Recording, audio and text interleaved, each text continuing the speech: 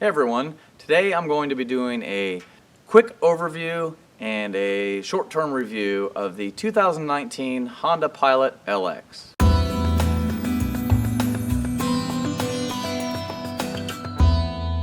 Most other review videos on YouTube for the 2019 Honda Pilot are for the fancier trims like the Touring, the EX, the EXL, and the Elite. For those of you like me who either don't want some of the features on the higher end model or can't afford it because it's ridiculous price, you may be interested in the LX. Believe it or not, you can get an all-wheel drive Honda Pilot brand new for under $30,000. We just picked up this Honda Pilot and we traded in our 2017 CR-V. We upgraded to a little bit larger vehicle with a lot more power, and we kept our payment the same. There's a lot of new features on the 2019 model that the 2018 did not have, even in the base trim. Included on all 2019 Honda Pilots is Honda's sensing system, which is adaptive cruise control, lane keep assist, and collision avoidance. Also standard on the 2019 Honda Pilot are LED projector headlights. The luxury trims, like the Elite and the Touring, include all LED high and low beam lights, but the base and EX model and EXL include LED projectors with a standard halogen high beam. The 2019 model has some design changes. The front end has a new grille. It's more of a one-piece design. The rear backup lights have been moved from the bottom part of the bumper up to the middle, and they are LED. And the tail lights now have a amber turn signal in the rear instead of red. There's some slight wheel changes. The base LX model comes with 18-inch aluminum wheels with 245 60R18 tires. The more luxury trims come with 20-inch wheels. Starting price on the LX model, MSRP for the two-wheel drive is $31,450.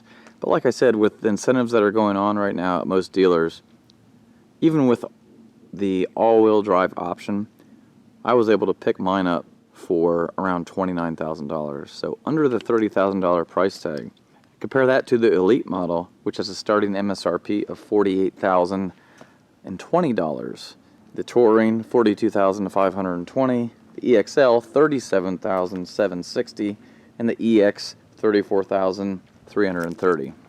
I will say that if you like some of the features that come with the EX, it probably is a better deal overall if you can find it for a good price, because there is a lot of included options when you bump up from an LX to an EX. In our case, we actually didn't want certain options that came on the EX, which is why we purposely set out to find an all-wheel drive LX model. So let's start out under the hood.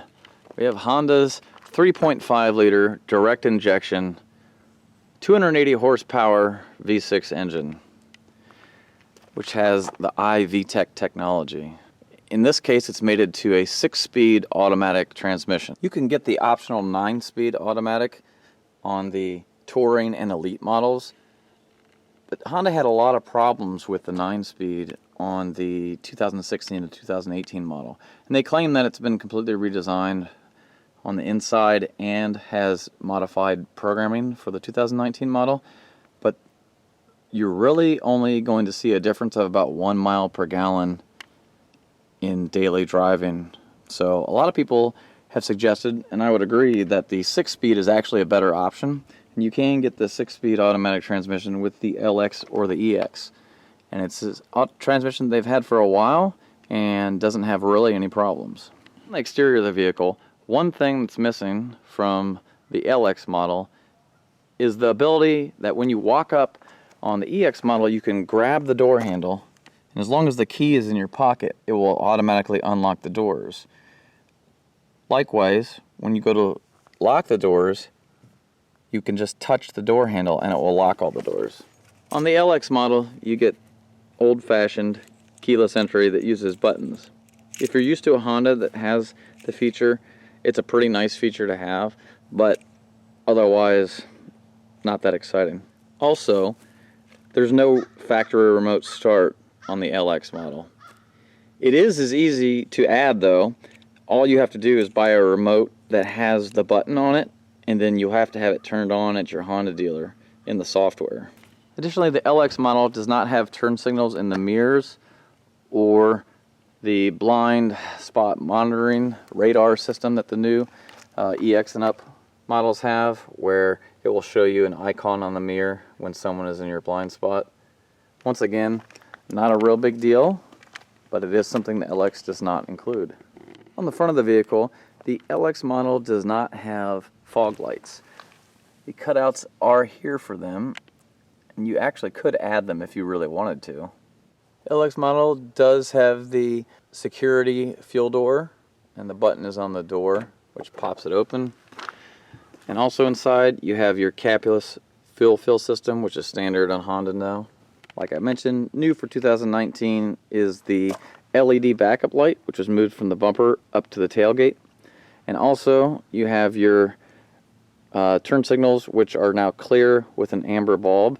This actually looks a lot like a Ford Explorer tail light. On the base model, to open the rear hatch, you have to press the button, which gives way to your cargo space with the third row seats folded up. There is a decent amount of room, but not much more for like a large package or one suitcase. Nice feature is you can open this door and flip this piece around or take it out completely, which makes a nice well to use when grocery shopping to keep things from rolling all over the back of your car. Even with the third row seats up, there's plenty of room for your average grocery trip. To fold down your third row seats, just pull on the latch here, and then you have a ton of space. One thing about all the levels that I thought was interesting with the Pilot is there's a ton of cup holders in the vehicle. There's 3 on each side just for the third row seats, along with climate control vents on both sides for your third row.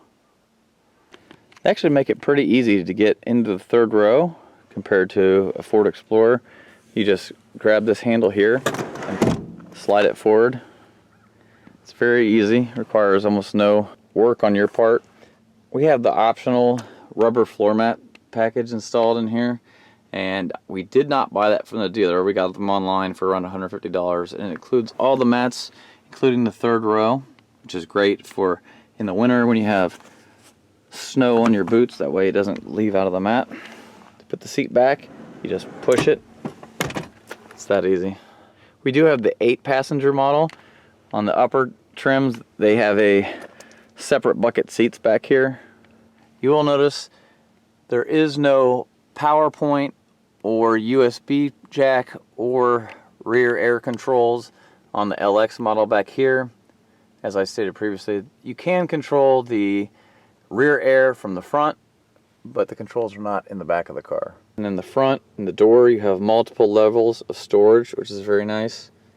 Get your cup holders in the middle, and you have a very large area in the middle to store items.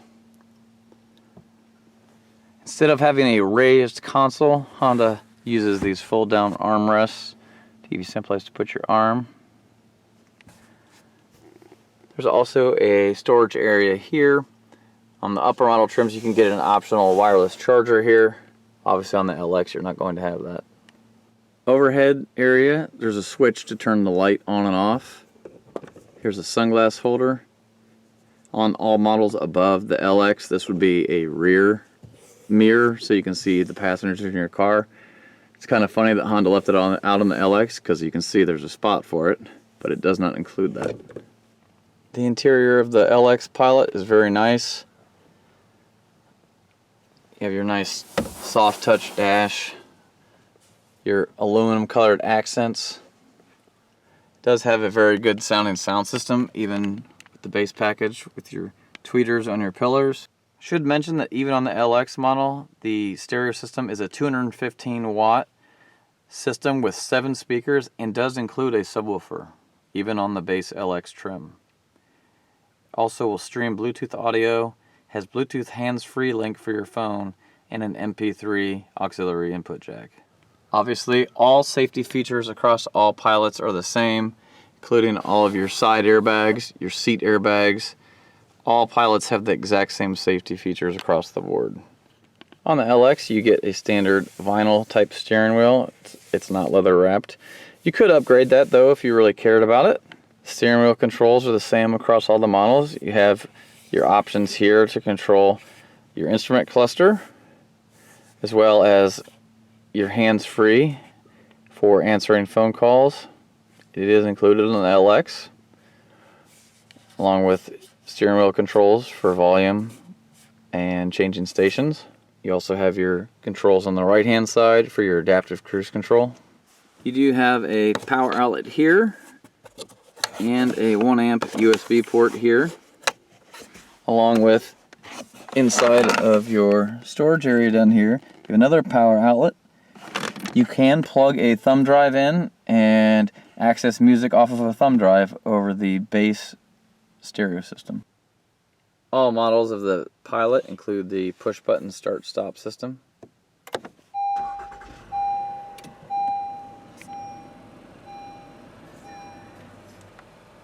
Over on the left-hand side of the steering wheel, you have your mirror electric controls. You have a button for turning off your lane keep assist, crash avoidance system. This is to turn traction control off. And there's an econ button. What that basically does is you'll feel that it's much less aggressive in acceleration, and it tries to save fuel by kind of clipping the power on the vehicle. We didn't really notice much of an increase in fuel mileage with this on for a tank of gas, maybe 1 mile per gallon. Your LX model does include the one-touch down and up windows for both your front driver's side and passenger side window. We've been averaging around 22.5 miles per gallon over the first 600 miles of the Pilot's life, which includes a lot of city and highway driving. If you opt for the all-wheel drive version like I did, you will get Honda's RDX based all-wheel drive system, which works very, very well at sending power where it's needed. You do not get the optional controls for your terrain management, like mud or snow or whatnot. I don't really think those are necessary though. In the current setting with the base model vehicle like this, it automatically determines what mode to use and sends power where it's needed. The LX model also includes variable intermittent wipers, so the faster you go, the faster the wipers go, and when you come to a stop they slow down when it's in intermittent mode, which is actually pretty handy. Also, all models including the LX include automatic headlights that come on automatically when it's dark or turn off if you want to use that feature. Unlike some other manufacturers, Honda is very specific when it comes to the different trim levels. There's really very few options. On the LX, really the only options you have are upgrades to better wheels, but if you wanted to upgrade to a set of 20-inch wheels, you're looking at almost a $2,000 upgrade. At that price point, it's probably a smarter decision to get an EX, unless there was a specific reason you didn't want a feature of the EX. Also, on the LX, there is no moonroof or an option for a moonroof. On the road, the Pilot, it definitely inspires confidence. The steering's got a pretty good feel for an SUV. It definitely, compared to older SUVs, you feel like you're riding on rails. Most SUVs nowadays have come a long way since like the Ford Explorers of the past. I will say that the ride on the Pilot can be a little harsh at times, especially I've noticed a lot of noise from the rear suspension when you're on gravel or you're hitting potholes. We actually test drove a couple Pilots and they were all the same way. So one of my favorite features about the Pilot LX is that it has manual climate controls. As you can see, it's just a fan speed. Here's your temperature. You can turn on your AC, switch your vent position, and there actually is controls for the rear air by using this button here, and then you can change the rear setting. So even though the LX does come with separate rear climate control, There are no controls in the back though. But this is one of my favorite parts about the LX. We actually like being able to just set it and have control over it. I didn't really care for in our CRV that had the fully automatic climate controls, because a lot of the features were hard to get to and were integrated into the touchscreen. And sometimes you just want to turn stuff off, or you just want to set the fan speed and forget it. So the instrument cluster on all models of Pilot in 2019 is the same. It's slightly configurable. You can turn on and off the tachometer. There's different displays you can go through. Trip computer, your maintenance information. There's nothing really exciting in there. Just you can show real time your tire pressures, which is kind of nice. Your oil life.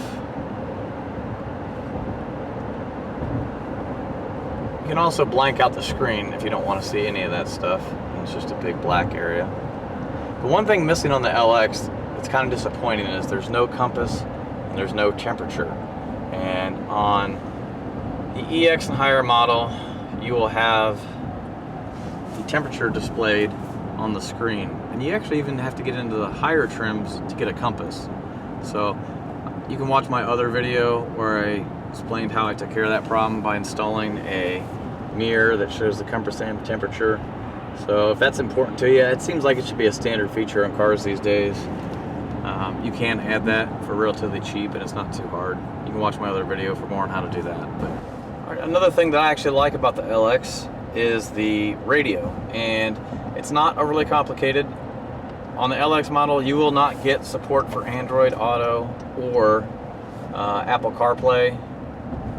You just get a base radio. It does enable you to do Bluetooth audio streaming from your phone, and you can receive and make phone calls from your phone. So it's not completely base, it's just not a touch screen. Also, your backup camera appears on the display there, and it's about a 5-inch display. So it's not like even the stripped down models are starting to come with good features, but it just doesn't have the ability to have Android Auto or any of the other infotainment features like navigation that are only available on the higher trims. So standard for 2019 on all trim levels is the Honda sensing system, which includes adaptive cruise control, lane keep assist, collision mitigation, etc. So if you're familiar with Honda and their adaptive cruise control setup, it's pretty much the same thing. Basically how it works is you turn it on and then you set your speed you want to go, and then you can turn on the lane keep assist, and the vehicle will essentially steer itself down the road. And as long as you have pavement markings for the camera to follow, it works pretty good. You can also set the amount of space from the car in front of you. So when you come up behind someone, it will slow you down and keep you a predetermined distance away from them. If they brake, your car will automatically brake, but it will yell at you to apply the brakes yourself. Every few seconds or so, if you don't keep your hand on the wheel, it will tell you that steering is required.